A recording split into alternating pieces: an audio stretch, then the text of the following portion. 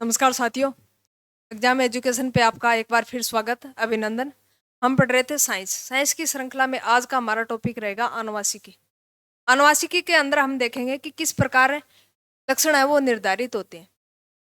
यानी माता पिता से अगर लक्षण संतान के अंदर उत्पन्न हो रहे हैं, इसका मतलब वसानुगति है। क्या है? वसानुगति है। आनुवांशिकी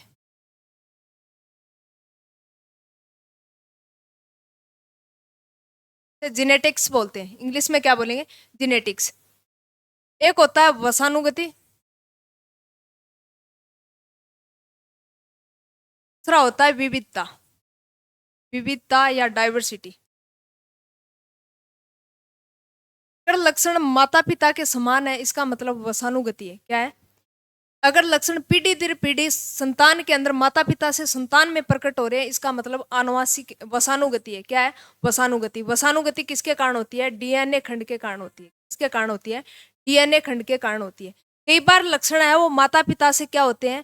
थोड़े अलग होते हैं, डिफरेंट होते हैं। इसे क्या कहेंगे? विविधता कहेंगे। विविधता कितने कारणों से उत्पन्न होती है?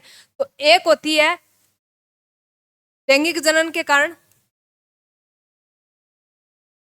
दूसरी होती है उत्परिवर्तन के कारण,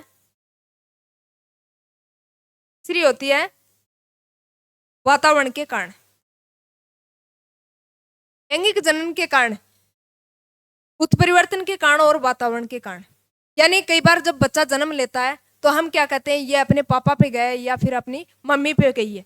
कई कई बार क्या होता है, यानी माता पिता से हटकर जो लक्षण, नए लक्षण, कुछ नए लक्षण आ जाते हैं, वो क्या होती है? किसके कारण होती है? विविधता के कारण, या फिर डीएनए के अंदर कुछ हेरफेर हो जाता है जिसके अंदर नए लक्षण उत्पन्न हो जाते हैं। उसे क्या कहेंगे? विविधता। विविधता लैंगिक जनन के कारण भी हो सकती है। उत्परिवर्तन, उत्परिवर्तन यानी ऐसा परिवर्तन जो अचानक हुआ हो, यानी डीएनए के अंदर अचानक परिवर्तन हुआ हो, वो क्या होता है? उत्परिवर्तन। एक होता है वातावरण। वातावरण के कारण, एक मान लीजिए सेम डे दो बच्चे उत्पन्न हुए हैं, जुड़वा बच्चे। एक को आपने ठंडे प्रदेश के अंदर रख दिया, एक आप एक बच्चे को विषुवत रेखा के आसपास इलाके में रख दिया। थोड़े दिन बाद देखोगे जो विषुवत रेखा पे बच्चा है उसका रंग क्या होता है? गहरा होता है। और जो ठंडे प्रदेशों के अंदर जो बच्चा है, पल रहा है, उसके अंदर वातावरणीय विभिन्नता के कारण किस प्रकार का रंग है, यानी उसका जो कलर है वो साफ है। इसका मतलब विविधता के कारण उत्पन्न हो रहा है। अब हम देखेंगे कि आनुवांशिकी के जनक, आनुवांशिकी के जनक कौन है? Gregor Johan Mendel. आनुवांशिकी की जनक मेंडल को कहा जाता है, ग्रेगर जोहान मेंडल को। पूरा नाम है ग्रेगर जोहान मेंडल। मेंडल का जन्म कहाँ हुआ था? ऑस्ट्रिया के ओंडोर्फ प्रांत में हुआ था। ऑस्ट्रिया के ओंडोर्फ प्रांत में हुआ था। उन्होंने मटर के पौधे को चुना। मटर के पौधे को चुना, इसके दो कारण थे। एक तो मटर के पौधे का जीवन काल है वो क्या होता है? छोटा होता है। मटर के पौधे का जीवन काल क्या हो? छोटा। एक जो परागण की क्रिया है वो जल्दी होती है। परागण की क्रिया जल्दी हुई। मटर का वैज्ञानिक नाम पूछ ले तो क्या है? मटर का वैज्ञानिक नाम है पायसम सेटाइवम। क्या है? पायसम, पायसम सेटाइवम। क्या है? मटर का वैज्ञानिक नाम है। 7 जोड़ी विपर्यासी लक्षणों का अध्ययन किया। 7 जोड़ी विपर्यासी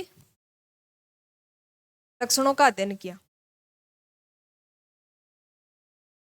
इसने मेंडल ने 3 नियम बताए थे। मेंडल ने कितने नियम बताए थे? 3 नियम बताए थे। 3 नियम कौन कौन से?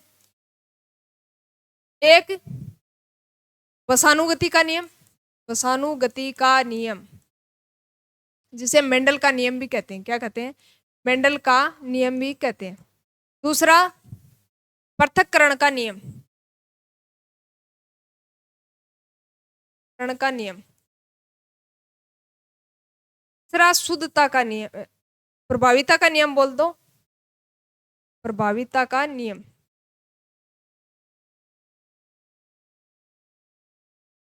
बाद में एक क्वेश्चन आता है लक्षण प्रारूप अनुपात, फिनोटाइप अनुपात और जीनोटाइप अनुपात। फिनोटाइप अनुपात बोले तो 1:2:1। ये क्या है? फिनोटाइप। लक्षण प्रारूप अनुपात, जीन प्रारूप अनुपात पूछे तो कितना है? 9:3:3:1। F2P प्रारूप अनुपात पूछे तो कितना है? 1224 121 21। 1224 121 21। अनुपात 1:2:2:4:1:1:2:1:1। यानी इसको याद कैसे रखेंगे? 1224 121 21। ये क्या है? जीन प्रारूप अनुपात, जिसे जीनोटाइप बोलते हैं। क्या बोलेंगे? जीनोटाइप बोलते हैं। नेक्स्ट पढ़ेंगे अगली क्लास में। तब तक के लिए धन्यवाद साथियों।